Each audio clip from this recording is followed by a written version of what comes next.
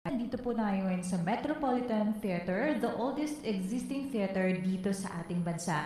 At maya-maya lamang po ay matutunghayan natin ang pagpapasinayan ng Pasig Bigyang Buhay Muli Phase 4 kasama ang ating mahal na Pangulong Ferdinand R. Marcos Jr.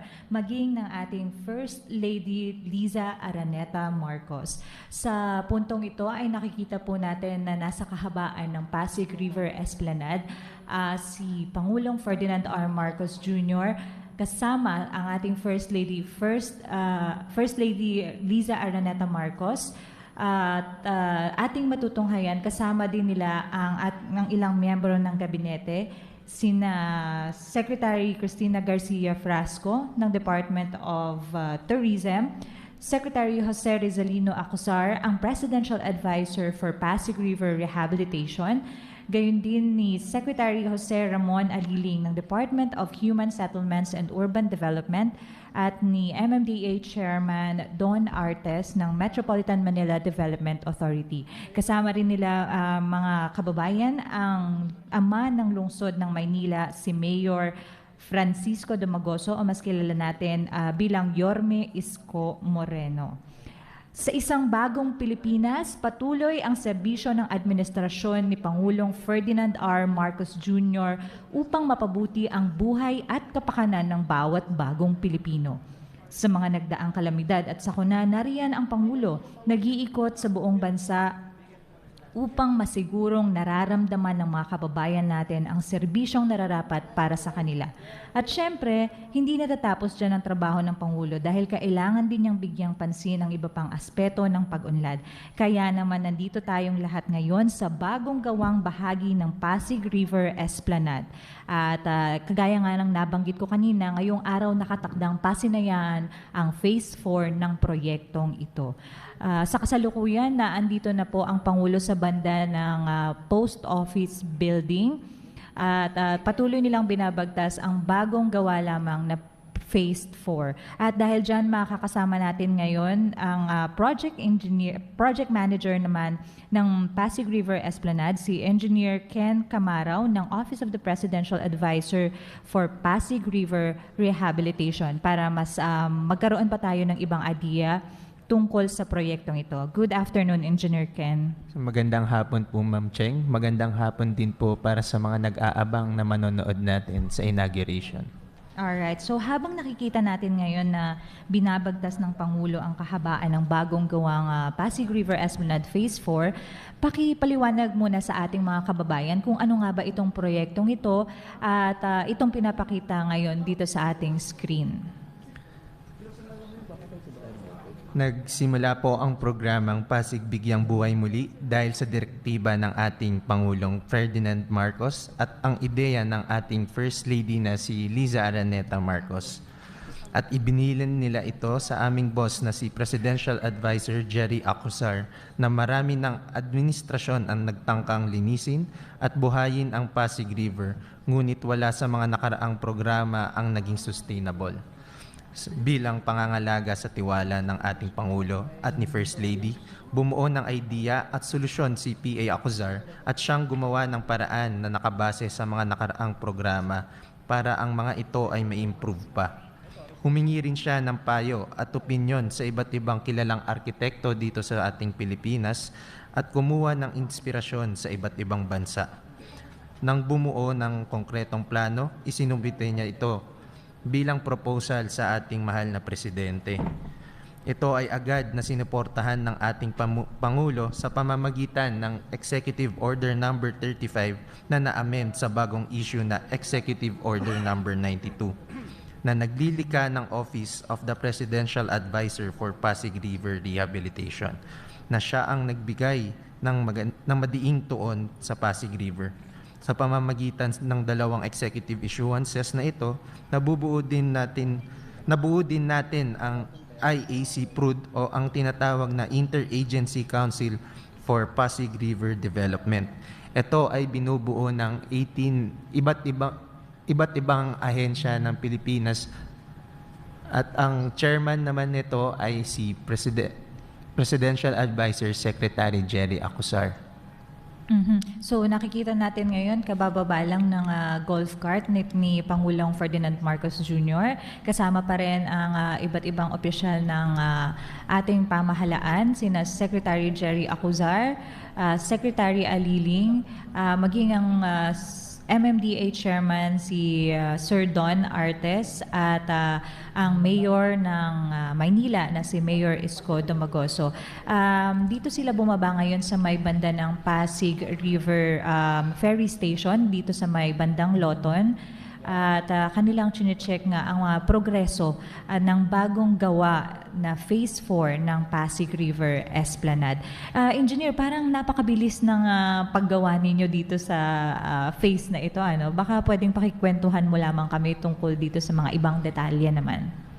So, ang bago nating Phase 4, ang newly constructed Phase 4 natin ay in-extend natin ang Pasig River Esplanade hanggang Arroceros Forest Park. So, bali mula Phase 1, nagbigay na to ng access. Madadaanan na natin ang Fort Santiago hanggang dulo ng Arroceros Park. Mapapadali na rin sa mga sa commuters natin at mga pedestrian at makakalakad na sila ng tuloy-tuloy. Napakagandang proyekto nito dahil mula doon sa lugar ng Fort Santiago kung saan matatandaan natin sa ating Philippine history na ikinulong nga ang ating national hero na si Jose Rizal ay dire-diretso na silang magkakaroon ng access hanggang dito sa Arroceros Forest Park naman na kilala natin na kumbaga kung tawagin natin ay last lang ng lungsod ng Maynila. So napakahalaga rin na talagang may silbi sa ating kasaysayan at sibilisasyon itong Ilog Pasig, Engineer. Sa katunayan nga, nabanggit pa ito dun sa nobelang Il Filibusterismo ni Rizal. So, sa tingin mo, Engineer, gaano kahalaga o gaano kaimportante na tutok ang Pangulo sa bagay na ito? Tama po kayo, Miss Cheng. Napakahalaga talaga ng Ilog Pasig sa ating kasaysayan at sibilisasyon dahil isa ito sa mga pinakamatandang daanan ng kalakalan at kabuhayan sa bansa. Tulad na nga ng sinabi ko kanina, fully committed ang ating Pangulo at First Lady sa pagbibigay buhay muli sa Pasig River. At ito ay makikita sa EO 92 na bumubuo sa sariling opisina na magfo-focus sa programa natin ngayon. Sa proyektong ito rin, nais natin ibalik ang sigla at buhay ng Ilog Pasig. Idadagdag ko na rin na nakamit ng Pasig River Esplanade ang 2025 Asian Townscape Award na ipinagkaloob ng UN na ibibigay sa atin sa darating na November 27, 2025 na gaganapin sa Hong Kong. Wow! 2025 Asian Townscape Award. Ito po ay ibinigay ng United Nations Habitat. Tama po ba, Engineer? Yes po, Ma'am Chen. At sa award na ito, baka maaaring kwentuhan mo din kami kung papaano ba nakuha itong napakagandang award na ito. So nagkaroon ng iba't ibang lugar na open space at sa Japan ginanap ang deliberasyon at sa mabuting palad ay nakuha natin to. So, ibig sabihin, kung buong Asia ay nakalaban natin at ang iba't ibang open spaces pa sa iba't ibang bansa sa loob ng Asia, ang pinakamalaking kontinente dito sa mundo. At sa palagay ko ay napakarami nating nakalaban. Ngunit sa galing, sa husay ng ating team para dito sa Pasig River Esplanade at sa pamumuno na rin ng ating mahal na Pangulong Ferdinand R. Marcos Jr. ay nagawa nating masungkit ang panalo dito sa proyektong ito. At allow me to congratulate your team na rin, Engineer. Congratulations para sa award na ito at siguradong ang publiko kapag nakita nila itong bagong Pasig River Esplanade, kasama na rin itong Phase 4, ay tiyak na mag-e-enjoy sila at magkakaroon ng mas marami pang Instagrammable photos na mapopost online, Engineer. At speaking of, dito sa ating Phase 4, gusto ko lang malaman, Engineer, kung ano-ano nga ba itong mga ginawa natin dito for the past few months. So, nakabuo tayo ng around 530 meters na esplanade at makikita rin natin ng iba't ibang arkitekturang disenyo dito Makikita natin siya sa lamppost at balusters na in-incorporate din natin sa makasaysayan at makabuluhang mga tulay na madadaanan ng ating Pasig Esplanade. So napakaganda ng proyekto ito at gusto lang din natin na pasalamatan ng iba't ibang ahensya na nagbigay ng kanilang share sa proyektong ito para maisakatuparan ito na andyan syempre engineer ang Department of Public Works and Highways, ang DPWH, na andyan din ang Department of Environment and Natural Resources o DENR, and of course we have the Department of the Interior and Local Government or DILG, na andyan din syempre ang ating mga kaibigan mula sa Department of Labor and Employment, at napakahalaga rin na kasama natin sa proyektong ito ang Department of Tourism dahil nakikita natin na isa sa mga pinakamagandang epekto ng itong proyekto na ito ay ang pagdagsa ng maraming mga turista. Kung pag-uusapan lang natin ng ating mga kababayan at maging marin mga foreign tourists natin na nagpupunta dito. At syempre, pasalamatan din natin ang ating mga kaibigan mula sa Department of Transportation, Department of Finance, Department of Budget and Management, na andyan din ang ating National Historical Commission of the Philippines, National Commission for Culture and the Arts, ang Philippine Ports Authority, of course, na andyan ang Philippine Coast Guard, ang Laguna Lake Development Authority, o ang LLDA, at naandyan din ang TIEZA o kung tawagin natin ang Tourism Infrastructure and Enterprise Zone Authority, at syempre naandyan ang National Housing Authority at ang National Development Corporation. Engineer, nakikita natin ngayon ang Pangulo at ang kanyang mga kasama na naandito na sila sa bahagi ng Pasig River kung saan tinitignan nila itong bagong development dito. Nasa likuran nila ang Quezon Bridge na nagdudugtong sa bahagi ng Arroceros Forest Park at Quezon at ang Quiapo. Manila. Quiapo. Mahalaga rin ito, no, na nagiging konektado ang iba't ibang lugar dito sa Maynila dahil lang dito sa ating bagong gawang proyekto. Sa bago nating Phase 4 ng Esplanade, madali nang makakapunta ang mga tao sa tulad ng lugar ng Quiapo na kilala sa isa sa mga pinakamataong lugar dito sa Pilipinas. Makikita din natin dito ang Quiapo Church na laging dinadagsa ng mga tao. Kaya ini-expect natin na mas marami pang pupunta sa Pasig River Esplanade. Meron ba tayong datos, engineer, na parang expectation natin kung ilan ang dadagsa na tao araw-araw dahil dito sa proyektong ito? Ngayon, meron tayong 6,000 to 10,000 foot traffic sa existing Esplanade pa lamang natin. Ine-expect natin na mas dadami pa to or magiging doble ang rami nito dahil sa Phase 4 Esplanade. Wow, okay. So sa pagkakataong ito, nakikita natin ang ClearBot na tinatawag natin, engineer. Sa kasalukuyan, ito ay bahagi ng proyekto ng ADB, Asian Development Bank. So baka mas maibahagi mo rin sa amin ang mga detalye ng ClearBot na ito, engineer. So ang ClearBot ay isang AI-powered AI-powered at solar-powered na robot boat na ginagamit para makolekta ang basura sa mga ilog.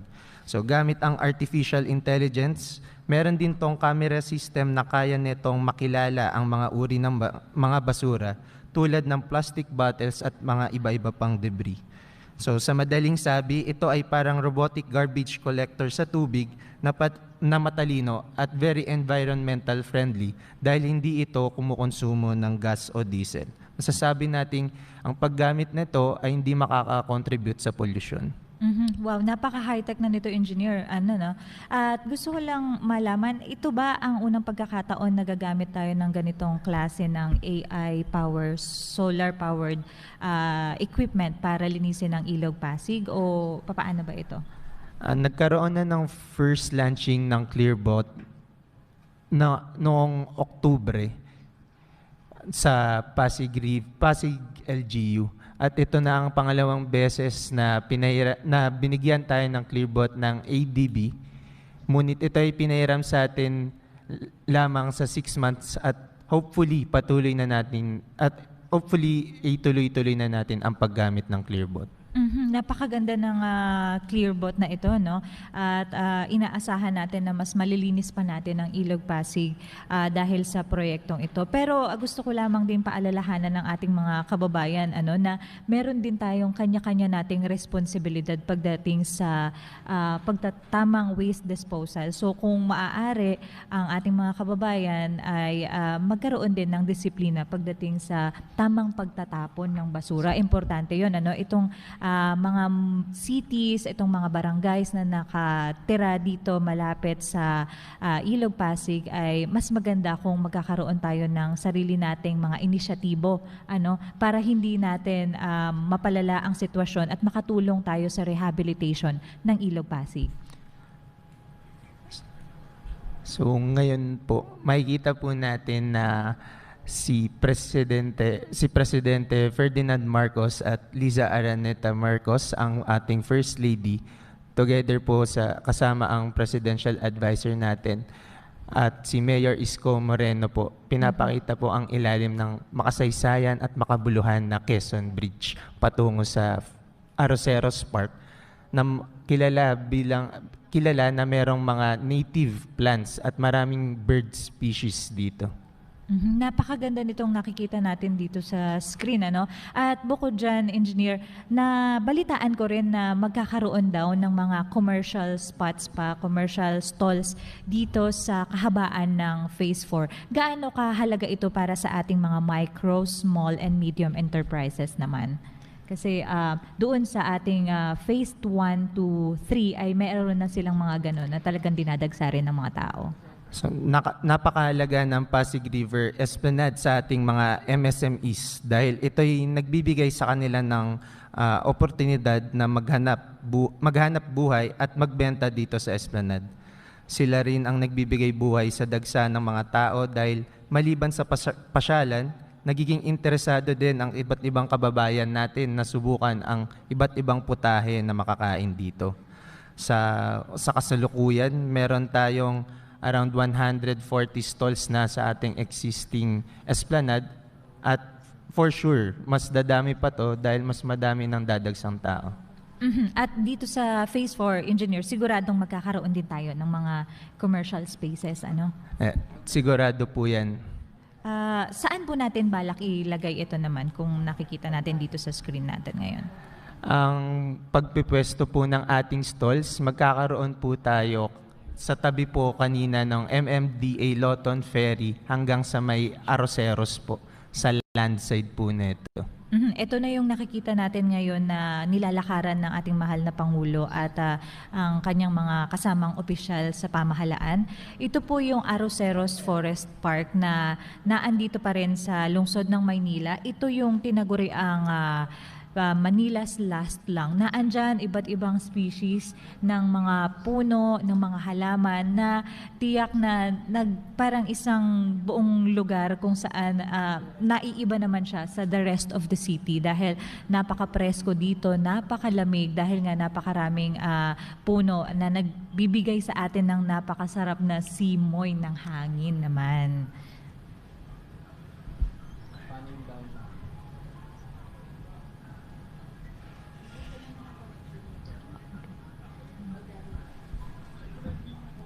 So ito nga yung sinasabi natin kanina, Engineer, na magkakaroon na ng direktang access ang ating mga kababayan. So biruin mo kung galing sila doon sa may bandang Intramuros, na andun sila, lalabas sila doon sa may ating Pasig River Esplanade Phase 1.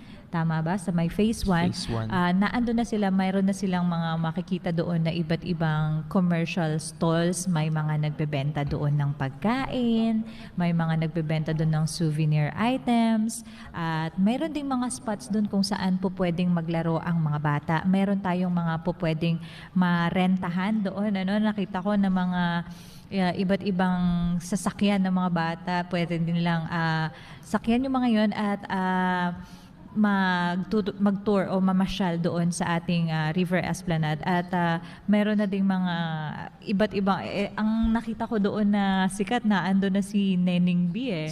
Oo, yung Siya kilala po yung natin. madalas na dinadagsa po doon. Malakas Oo. din po napuntahan ng mga Gen Z o ang mga kabataan ang photo booth po natin sa Esplanade.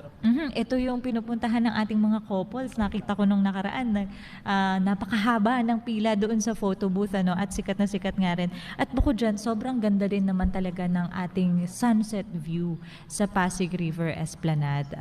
Kasama din dyan sa parteng yan ay yung ating Plaza Mexico, bandang kung magpo-forward ka pa ng konti bago ka makarating dito sa banda ng post office ay meron munang parang parke doon ang Plaza Mexico kung saan pwedeng magkaroon ng pagkakataon ang mga magkakapamilya, magkakaibigan na magbonding. So importante din ito sa well-being ng ating mga kababayan.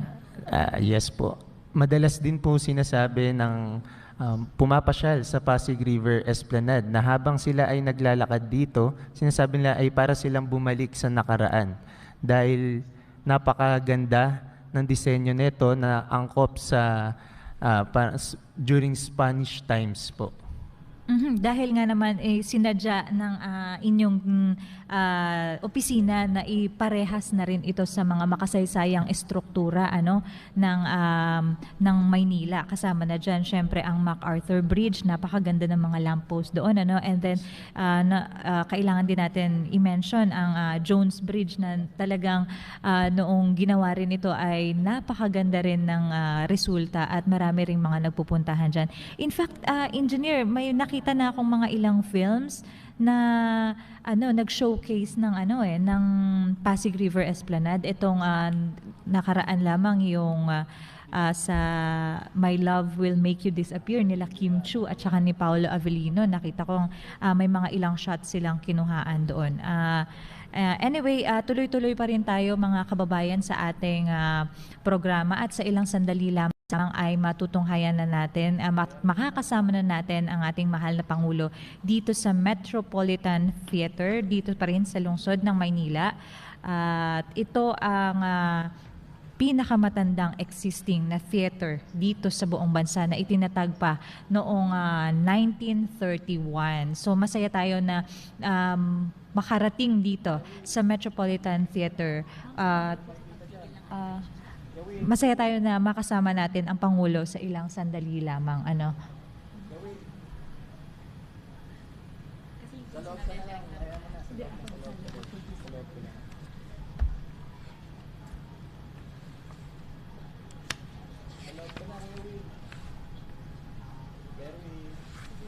So engineer, sa makatuwid.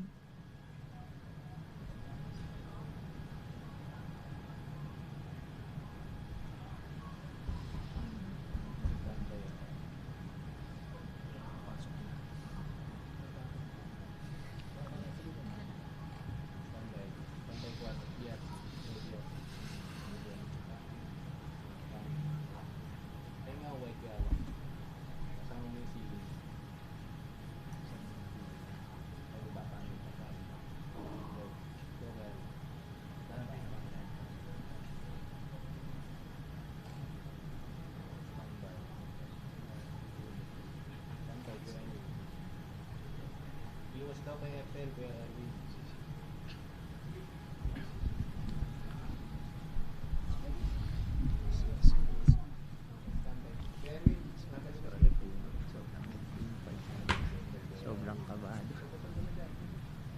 Itawid.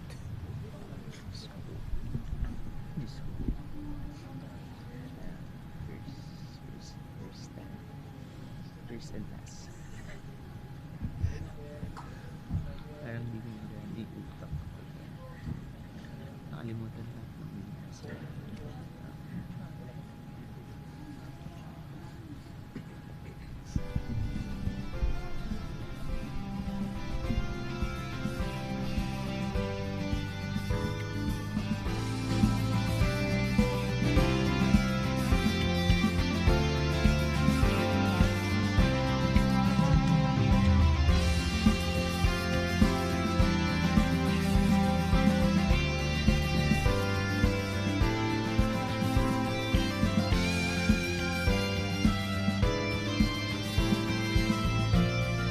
Ladies and gentlemen, distinguished guests, announcing the arrival of His Excellency, President Ferdinand R. Marcos Jr., together with First Lady Luis Araneta Marcos.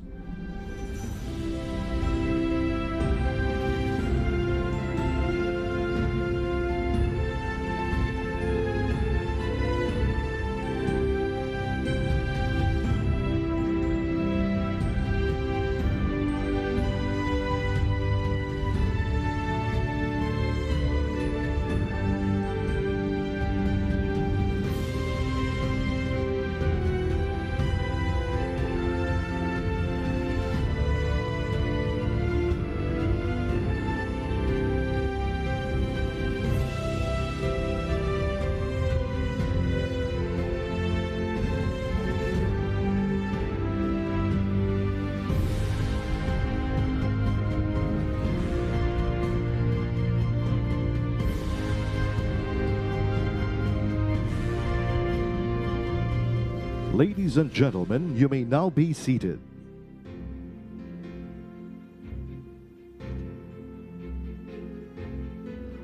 Along the historic Pasig River, between the Manila Post Office and the Arroceros Forest Park, once lay a forgotten passage that had fallen into silence and neglect. Today, through the Pasig River Esplanade Phase 4, this 530-meter stretch has been transformed into a vibrant space with walkways, bike lanes, and commercial hubs that celebrate community, culture, and sustainability, seamlessly linking Phase 1A to the LRTA property and the city's green haven, Arroceros Forest Park. It now stands as a renewed symbol of life and hope along the Pasig River. Good evening, and welcome to the inauguration of the Pasig River Urban Development Project Phase 4, here at the Manila Metropolitan Theater. To formally begin our program, may we invite on stage the chairman of the MMDA, Attorney Romando Artes, for his welcome remarks.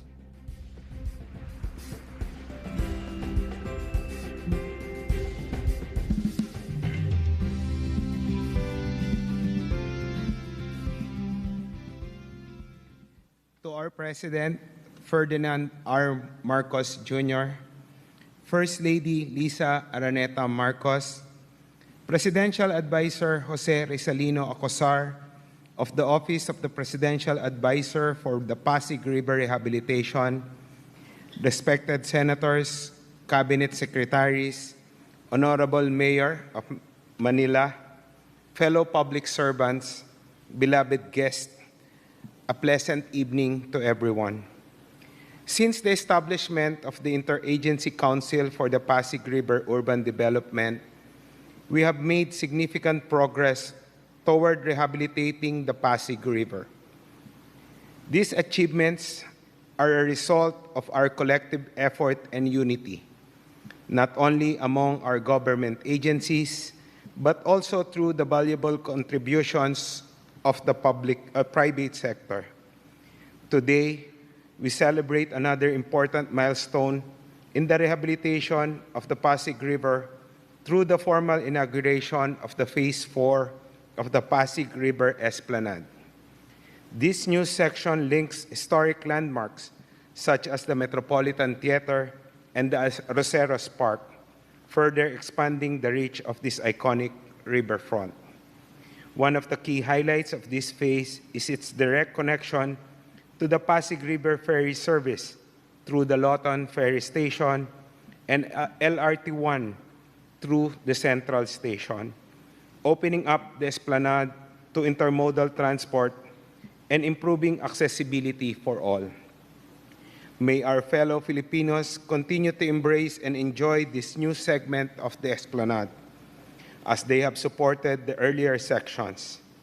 As we move forward, let us remain steadfast in our unity and cooperation in building a bagong Pilipinas, guided by the principles of Build Better More. Thank you very much. Mabuhay ang Pangulo, mabuhay ang unang ginang, mabuhay po tayong lahat. Thank you, Chairman Artes. Ladies and gentlemen, let's dive into the heart of Manila and journey through one of the most historic waterways in the Philippines, the Pasig River.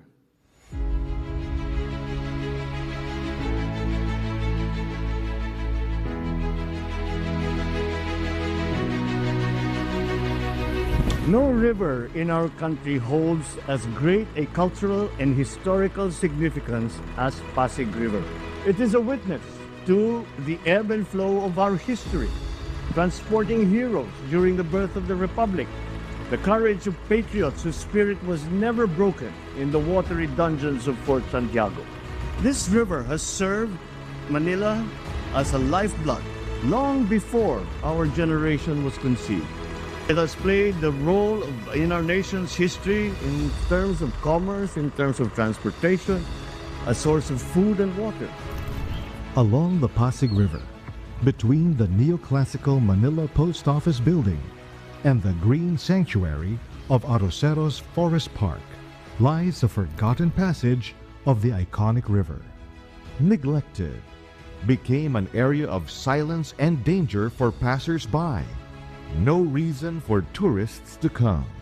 Just a stretch of history waiting to be rescued. But we are changing that.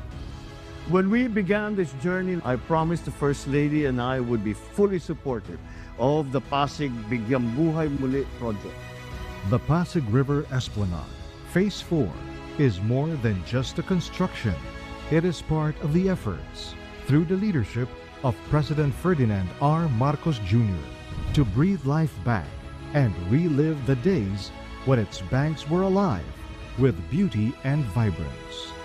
A continuation of phases 1 to 3, which have also been gaining higher film tourism value from our Filipino producer. This 530-meter stretch has been reborn with wide walkways where families can come together, bike lanes that open the river to safe and sustainable journeys, and commercial hubs that nurture local livelihood for micro, small, and medium enterprises. This will create a safer, more beautiful and expansive area for public events, for gatherings, for leisurely walks. Seamlessly, it links Phase 1A to the LRTA property, carrying us all the way to the city of Manila's last lung, the Arroceros Forest Park. Let us witness the revitalization of our beloved Pasig River, a river that will look and feel like the famous waterways across the world. Today, this once forgotten stretch has been transformed into a renewed corridor of history, culture, connection, and hope along the Pasig River. People may now conveniently access Fort Santiago all the way to Arroceros, where they can also appreciate nature's gifts. Our mission is simple, but it is difficult. To bring back the river to its pristine state, make it a vibrant waterway once again, for life, for culture, and for mobility. The government's effort on this project has also been noticed in the Asian region. The Pasig River Esplanade was chosen by the joint jury of the United Nations Habitat Regional Office for Asia Pacific in Fukuoka, Japan, to receive the 2025 Asian Townscape Award. Ang dami-dami ng presidente ang nag-ambisyon at gumawa nito. Wala pong natuloy. For almost 40 years na pinag-uusapan kung paano gagawin yung Pasig River. Sa panahon ng Presidente Marcos Jr., nangyayari po itong katotohanan na ang Pasig River ay nagawa sa kanyang panahon. Kasi po, nakatutok siya.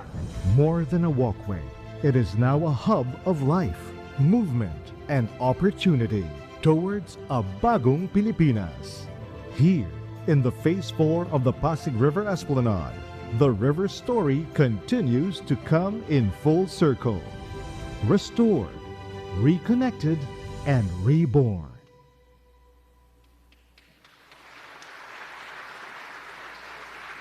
At this time, to introduce our guest of honor, may we call on stage the Presidential Advisor for Pasig River Rehabilitation, Secretary Jose Rizalino L. Acuzar.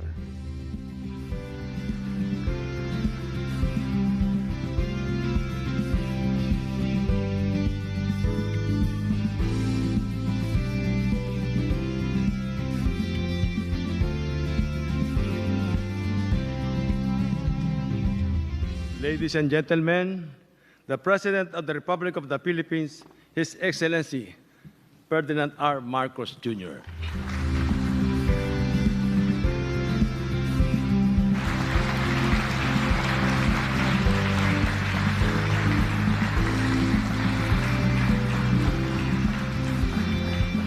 Thank you to Presidential Advisor for the Pasig River Rehabilitation, Secretary Jerry Acuzar. Dito rin po ang ating Speaker Boji D.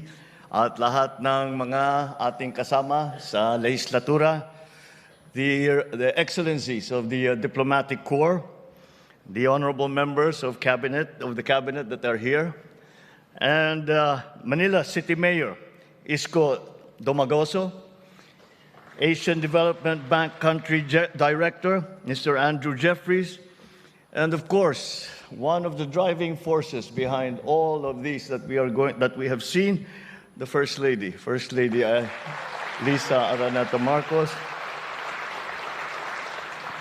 Fellow workers in government, other distinguished guests, ladies and gentlemen, good evening.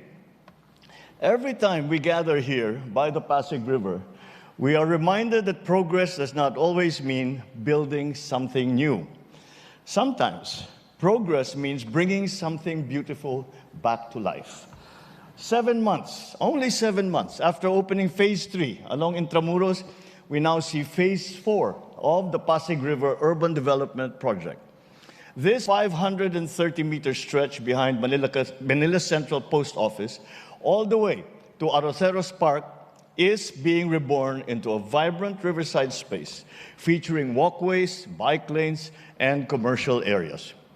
This Phase 4 will connect seamlessly with Phase 1 of the project, creating a continuous riverside path that will link people, culture, and opportunity. Sikat na sikat ng pasyalan ng mga natapos na bahagi ng proyektong ito. Tignan niyo po sa Instagram, sa TikTok, sa Facebook, marami na pong nagpo-post na bumibisita rito. These are the perfect spots for everyone. For the foodies, there's a wide selection of classic Filipino merienda and global flavors to satisfy all your cravings. For the health conscious, there are bike lanes and walkways ideal for running or cycling, or as demonstrated by my son, also skateboarding. For the romantic at heart, you can enjoy a sunset stroll hand in hand with your significant other. At kung wala pa siya, baka naman dito mo naman mahanap yung the one. But beyond the sights and sounds, this project is ultimately for everyone. So people can find time to relax, to feel refreshed in the middle of a bustling city, in the middle of a busy day. Just like in earlier phases, this portion is also open for the small and medium businesses to give them new ground to grow and to be part of this revitalized community. To ensure the welfare of the affected communities, we have safely relocated 63 informal settler families into their new homes in Naik, Cavite, where they can have better access to services and a chance to start afresh. This inclusive development is done with that purpose at heart. So as we continue to bring life back to Pasig River, we are also offering new ways to travel in a more sustainable way. Just 2 weeks ago, the DOST launched the MB Dalaray, the Philippines' first locally designed and fabricated electric ferry that can sail for up to 3 hours straight along the Pasig River. It will be fully operational by November. This marks a clear step towards clean mobility and reduced emissions. We are also exploring new technologies that will help clean the river. One example is one that we saw on the way here, the ClearBot, which is a solar-powered AI-enabled robotic vessel that supports our Estero Rangers and River Warriors. This pilot initiative is being explored with the help of the Asian Development Bank and Clear Robotics. We don't stop there, though.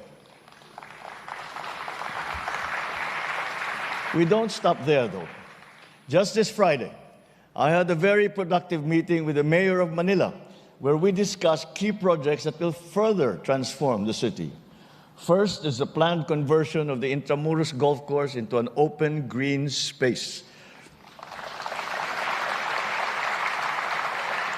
providing more breathing room in the heart of the city, while at the same time preserving the historic charm of Intramuros. There is also a plan to rehabilitate the Plaza Calderon, a cultural and historical landmark that sits just steps away from Pasig River. To make the area even more walkable, we will enhance the Loton Underpass to improve pedestrian access to the Esplanade and the entire riverside stretch. All these efforts are part of a larger vision to create a culturally rich urban environment where history, nature, and modern living come together seamlessly. This is yet more proof that when the national government, the private sector, LGUs, and the communities collaborate and work as one, great game-changing things will happen. There's much still to be done, but we're consistently moving, especially with the help of our most industrious and non-stop Energizer Bunny, the First Lady.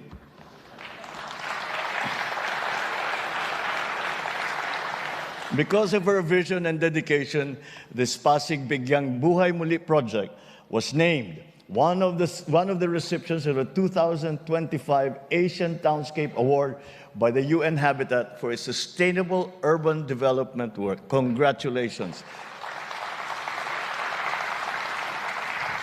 The First Lady does not like to be in the spotlight, but it is one of those moments where I really have to say thank you for your passion, for your drive, for your energy, for your industry.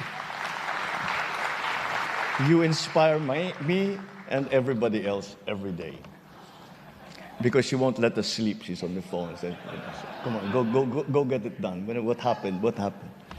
To everyone involved, all our partners, our city officials, our workers on the ground, and every Filipino who believes in a better Pasig River, maraming salamat po.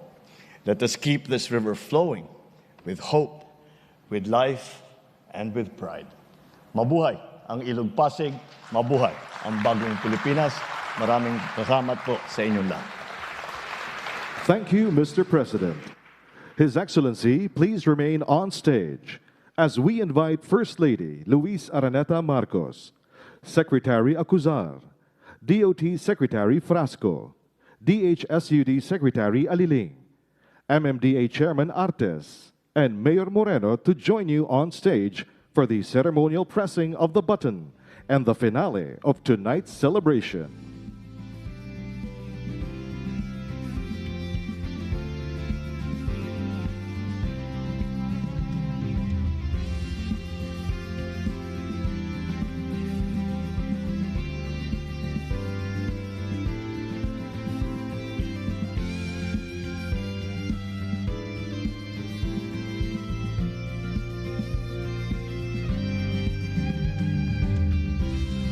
Ladies and gentlemen, please rise and together let us celebrate Phase 4 of the Pasig River Bigyang Buhay Muli project and the hope for a bagong Pilipinas in 5, 4, 3, 2, 1.